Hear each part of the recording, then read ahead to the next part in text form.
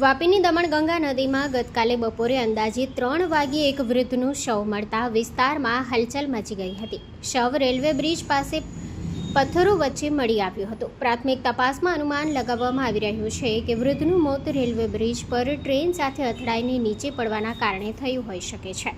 Police ઘટના સ્થળે પહોંચી હતી અને શવને કબજામાં લઈને પોસ્ટમોર્ટમ માટે મોકલી આપ્યું છે, જેથી મોતનું સાચું કારણ જાણી શકાય. પોલીસ હવે તપાસ કરી રહી છે કે અકસ્માત હતો કે આ પાછળ કોઈ બીજું કારણ છે.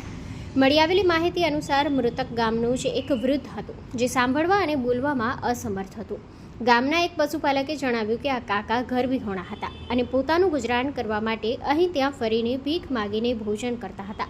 હાલ આ દુર્ઘટનાને લઈને સમગ્ર વિસ્તારમાં શોક અને ચર્ચાનું વાતાવરણ છે. પોલીસ દ્વારા પરિવારજનો અથવા જાણીતા વ્યક્તિઓ સાથે સંપર્ક કરવાની કામગીરી શરૂ કરવામાં આવી છે. બ્યુરો રિપોર્ટ, સત્ય ડે ન્યૂઝ. જો તમે આ વિડીયો ફેસબુક પર જોઈ રહ્યા છો તો લાઈક અને ફોલો કરો, અને યુટ્યુબ પર જોઈ રહ્યા છો તો અમારી ચેનલને સબસ્ક્રાઇબ કરો.